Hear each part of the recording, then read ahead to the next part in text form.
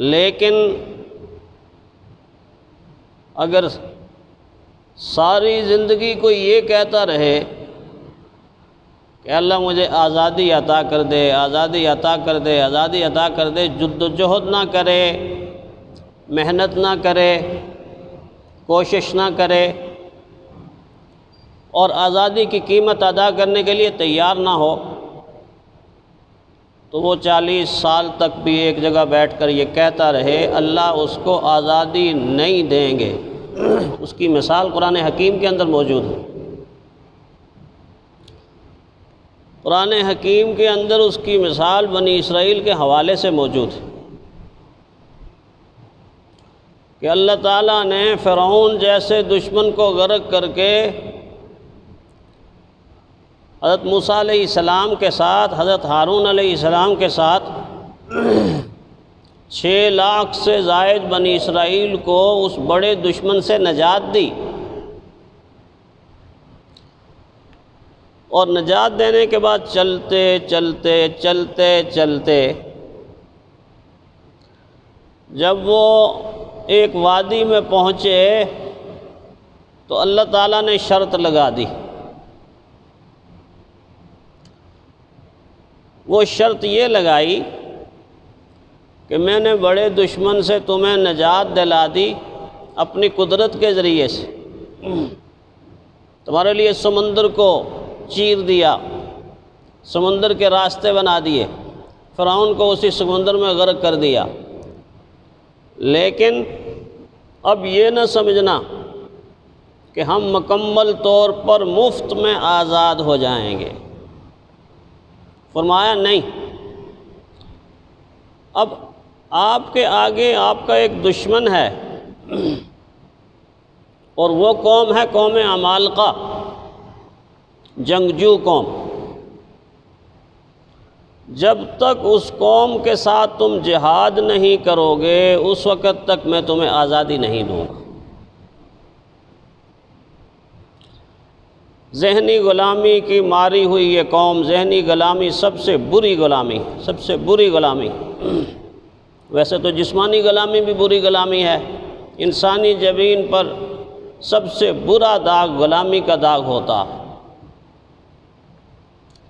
لیکن ذہنی غلامی سے زیادہ بری غلامی فکری غلامی، شعور کی غلامی، ذہن کی غلامی، عادات کی غلامی، اطوار کی غلامی، روایات کی غلامی، طور طریقوں کی غلامی، رسم و رواج کی غلامی، یہ سب سے زیادہ خطرناک اور بری غلامی۔ بنی اسرائیل اس غلامی کے اندر مبتلا رہے، ذہن غلامانہ ہو چکا تھا، اور جب جہاد کا حکم آیا، موسیٰ علیہ السلام نے فرمایا کہ اس قوم سے جہاد کرنا ہے، اللہ تمہیں آزادی نصیب کر دیں گے، فلسطین جیسی بستی تمہیں عطا کر دیں گے۔ تو قوم کی حالت دیکھیں، قوم کی حالت دیکھیں۔ آج ہم جب اپنی قوم کی حالت دیکھتے ہیں تو بنی اسرائیل سے ہماری حالت کوئی مختلف نہیں لگتی۔ جذبہ جہاد ختم ہو چکا تھا، کم ہمتی، بے حسی، بزدلی اتنی آ چکی تھی کہ انہوں نے اپنے انبیاء کے سامنے کھڑے ہو کر یہ اعلان کر دیا فَاذْهَبْ أَنْتَ وَرَبُّكَ فَقَاتِلَا إِنَّا هَاهُنَا قَاعِدُونَ۔ موسیٰ علیہ السلام سے کہہ رہے ہیں ہماری ٹانگوں میں کوئی جان نہیں ہے، ہمارے بدن میں کوئی جان نہیں ہے، ہماری ہمت جواب دے چکی، ہمارا حوصلہ پست ہو گیا، ہم تو کھڑے ہونے کے قابل بھی نہیں ہیں،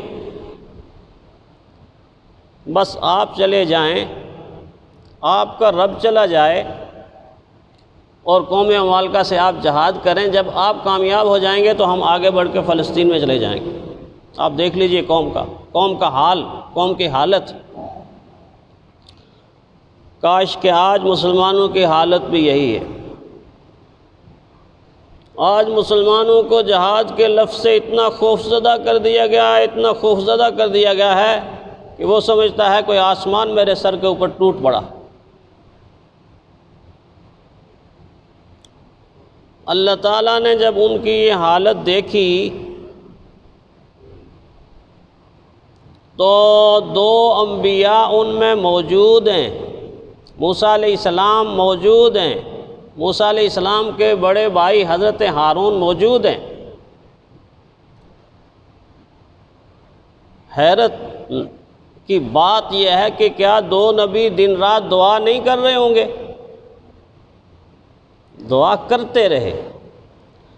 حضرت موسیٰ علیہ السلام دعا کر رہے ہیں، اللہ آزادی نصیب فرما دے، اللہ فلسطین میں پہنچنا نصیب کر دے۔ حضرت ہارون دعائیں کر رہے ہیں، ان کی دعاؤں پر آمین بھی ہو رہی ہے، لیکن نبیوں کی دعاؤں کے ہوتے ہوئے اللہ تعالیٰ نے فرمایا یہ قوم آزادی کے قابل نہیں، یہ آزادی کی قیمت ادا کرنے کے قابل نہیں، قیمت ادا کرنے پر تیار نہیں۔ میں اس گراؤنڈ سے، میں اس احاطے سے، میں اس وادی سے ایک قدم بھی ان کو آگے نہیں بڑھنے دوں گا، ایک قدم بھی ان کو آگے نہیں بڑھنے دوں۔ چنانچہ ان میں سے کوئی آدمی اگر صبح کو چلتے تھے، چلتا چلتا چلتا چلتا جب شام کو دیکھتا تھا تو اسی جگہ ہوتا تھا کہ جس جگہ سے چلتا تھا۔ مسافر ہے ایک دائرے کی یہ قوم، جہاں سے چلی تھی وہیں آ گئی، جہاں سے چلی تھی وہیں آ گئی۔ میرے بھائیوں، میرے حاضرین، کیا ایک دن کا چلنا تھا؟